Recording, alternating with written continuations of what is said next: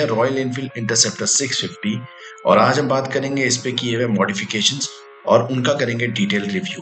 साथ ही में बात करेंगे सभी एक्सेसरीज और पार्ट कहाँ से लिए हैं और उनके प्राइस, और इस वीडियो में बताऊंगा मेरा अभी तक का experience with all these modifications, so stay tuned. तो सबसे पहले बात करते हैं इस पे लगे हुए साइड मिरर्स की। ये बार एंड मिरर जावा पिराग के हैं और देखने में काफ़ी अच्छे लगते हैं। मैंने इन्हें जावा के शोरूम से खरीदा था और इसका ये पेयर मुझे 1600 का पड़ा। मिरर्स की क्वालिटी काफ़ी अच्छी है और विजिबिलिटी में भी कोई प्रॉब्लम नहीं होती है। ये मिरर्स दो जगह से एडजस्ट हो जाते हैं, एक यहाँ से जिससे ये टॉप वाला पार्ट रोटेट हो जाता है। इसे रोटेट करने के लिए थोड़ा फोर्स लगाना पड़ता है। इसमें एक ये जॉइंट है और दूसरा जॉइंट इसके नीचे ही है, जिसे ये मिरर कुछ इस तरह से एडजस्ट किया जा सकता है। वैसे तो इन मिरर्स में मुझे कोई खास इशू फेस नहीं हुआ, पर एक इशू जो मैंने नोटिस किया है वो ये है कि जब आपका हाथ हैंडल बार पे होता है तो ये हाथ में थोड़ा टच होता है। बाइक को जब हैंडल घुमा के आगे पीछे करते हैं तब ये ज्यादा फील होता है। इसका सोल्यूशन ये है कि मुझे इसको थोड़ा बाहर की तरफ एडजस्ट करना पड़ेगा। अब बात करते हैं इसके हेडलाइट ग्रिल की। ये ग्रिल पूरी मेटल की बनी हुई है, जिससे ऊपर और नीचे की तरफ रबर दिया हुआ है। ये ग्रिल काफी स्टर्डी है और मेटल की होने की वजह से पता भी चलता है। इसका मुझे बस एक ही डाउनसाइड लगा, जो इसमें एक्स बना हुआ है उसकी वजह से रात में राइड करने पर ये हेडलाइट की विजिबिलिटी को थोड़ा इफेक्ट करती है। वैसे लुक वाइज देखने में ये काफी सही रेट्रो लुक देती है, जो कि इस बाइक को काफी सूट भी करता है। ये ग्रिल मैंने अमेज़न से खरीदी थी और उस टाइम मुझे ये 1700 की पड़ी। मैं डिस्क्रिप्शन में इस प्रोडक्ट का लिंक भी डाल दूंगा। अब आ जाते हैं इस बाइक के one of the most important mod पे, जो कि है इस बाइक की सीट।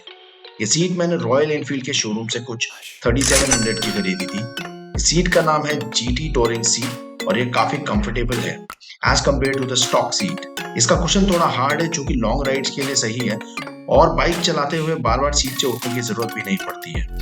मैंने शुरू में ही ये अपग्रेड करवा लिया था, क्योंकि स्टॉक सीट ने मुझे राइड्स में काफी तकलीफ दे दी थी।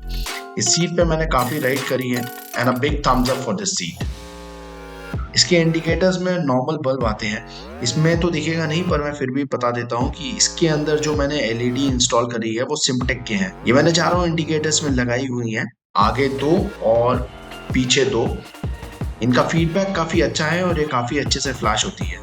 ये मुझे अमेज़न से कुछ 699 के चारों LED मिली थी, जिनको लगाने में मुझे कोई भी इश्यू नहीं आया। ओवरऑल LED का परफॉर्मेंस काफी सही है, दिन में भी ये काफी अच्छे से नजर आते हैं और मैं इनसे पूरी तरह से सेटिस्फाइड हूँ। अब इनके साथ ही मैंने इसमें फ्लैशएक्स का हैजर्ड फ्लैशर मॉड्यूल लगाया हुआ है, जो कि सीट के नीचे इंस्टॉल होता है। इसकी मॉड्यूल की कपलर टू कपलर फिटिंग होती है। अभी मैं सीट खोल के दिखाता हूँ कि वो किस तरह का होता है। इस मॉड्यूल को भी मैंने अमेज़न से ही खरीदा था, कुछ 1700 रुपीज का। इसमें 60 पैटर्न में से चूज किया जा सकता है। इसकी कपलर टू कपलर फिटिंग होती है और इसको इंडिकेटर स्विच से ही ऑपरेट करते हैं, तो अलग से स्विच लगाने की जरूरत भी नहीं पड़ती। ये भी एक अच्छा मॉड है। ये है रॉयल एनफील्ड का सम गार्ड बैश प्लेट, जो मुझे पड़ा था 2500 का।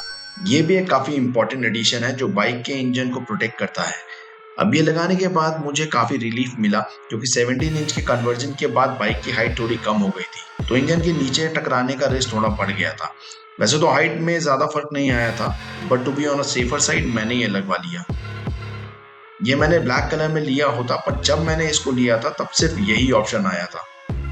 वैसे ये प्रोटेक्शन सभी के लिए जरूरी है, तो इसको बाइक में लगाना काफी अच्छा रहेगा। अब इसके रेन मड फ्लैप को अगर आप देखेंगे तो थोड़ा डिफरेंट लगेगा। मैंने इस वाले मड फ्लैप को फैब्रिकेटर से कटवाया था, जिसमें कुछ 50 रुपीज लगे थे। इसको पास से देखेंगे तो थोड़ा मालूम चलेगा कि ये कट करवाया हुआ है। फिनिशिंग उतनी अच्छी तो नहीं है, पर नॉर्मली देखने से पता नहीं चलता। ये सिर्फ एक कॉस्मेटिक मॉड है, क्योंकि टायर से जो पानी उछलता है वो ये पूरी तरह से नहीं रोक पाता है। रियर टायर अच्छे से दिखने पर बाइक की लुक एनहांस हो जाती है। ये दूसरे एंगल से भी देख सकते हैं कि ये किस तरह से इसको ट्रिम करवाया हुआ है। ये पर्सनली मुझे अच्छा लगा, पर प्रैक्टिकली देखा जाए तो ये सही नहीं है। Now let's come to the 17 inch conversion mod. हम इसमें बात करेंगे डिस्मोटेक फ्रंट ट्यूबलेस रिम के बारे में और रेयर में रॉयल एनफील्ड मीटियोर के एलॉय व्हील्स के बारे में, और साथ में देखेंगे कि टायर कौन से हैं और अभी तक उनकी परफॉर्मेंस कैसी रही। शुरू करते हैं टायर से। ये जो टायर है वो अपोलो अल्फा H1 है। ये काफी बढ़िया टायर्स हैं और राइड के टाइम पे काफी कॉन्फिडेंस भी प्रोवाइड करते हैं। रेयर में 150 सेक्शन का टायर लगा हुआ है जो कि बाइक के हिसाब से सफिशिएंट है, both look wise and performance wise.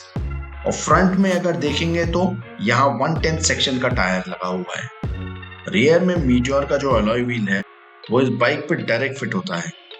ये एकदम एग्जैक्ट फिट होता है, इसमें कुछ अलग से करने की जरूरत नहीं पड़ती है। इसका सीधा प्लग एंड प्ले वाला प्रोसीजर है, तो इसको लगाने में भी कोई इश्यू नहीं आता। इसमें जो मुझे लगा है कि अलॉय 150 सेक्शन टायर को पूरी तरह से जस्टिफाई नहीं कर पा रहा है। टायर जो है वो इसमें थोड़ा राउंड हो जाता है, जबकि उसको थोड़ा और वाइड होना चाहिए। देखा जाए तो ये अलॉय 140 के लिए बना है, तो मे बी इसी वजह से इसमें वो प्रॉपर लुक नहीं आ रही है। अभी देखेंगे तो ये पूरा फैल नहीं रहा है, यहाँ कर्व हो जा रहा है। इसमें पीछे जब ट्यूबलेस रिम लगाया जाएगा तब उसका विड्थ 4.5 इंच तक का देखना होगा, तो उसमें टायर की जो प्रोफाइल आएगी वो कुछ अलग ही लुक देगी। वैसे इसको मैंने रॉयल एनफील्ड के शोरूम से 6000 रुपये का खरीदा था, जो कि प्राइस के हिसाब से सही है। Overall I am satisfied with this alloy wheel और इसने मुझे अभी तक कोई तकलीफ नहीं दी है। अब आ जाते हैं आगे वाले रिम की तरफ। ये जो रिम है वो डिस्मोटेक वालों से मैंने 18,000 का लिया था। मैं सीधा सीधा बोलूंगा कि महंगा होने के बावजूद इनके रिम में फिनिशिंग प्रॉपर नहीं है, पर ये रिम काफी स्ट्रॉन्ग बनाए हुए हैं। यहाँ से दिखेगा कि ये जो स्पोक्स है वो रिम के आउटर पार्ट में बनाए हुए हैं, जिससे कि ये एक ट्यूबलेस रिम बन जाता है। इन्होंने सेम पैटर्न यूज किया है जो BMW GS 1250 के रिम्स में आता है। काफी लोगों ने मुझे इनके रिम्स में बेंड होने का प्रॉब्लम बताया था, पर अभी तक मेरे साथ ऐसा कुछ नहीं हुआ। अब मुझे ये भी लगता है कि शायद उनके नॉर्मल वाले रिम्स थे और ये ट्यूबलेस वाला है। चलो रीजन चाहे जो भी है, पर मुझे अभी तक इनसे अच्छा फीडबैक ही मिला है। और ये जो हब है वो मुझे अलग से लेना पड़ा, जो कि मुझे 4000 का पड़ा। मैंने इसे लगभग सभी तरह के टेरेन पे चलाया है और इसने मुझे कभी कोई प्रॉब्लम नहीं दी है।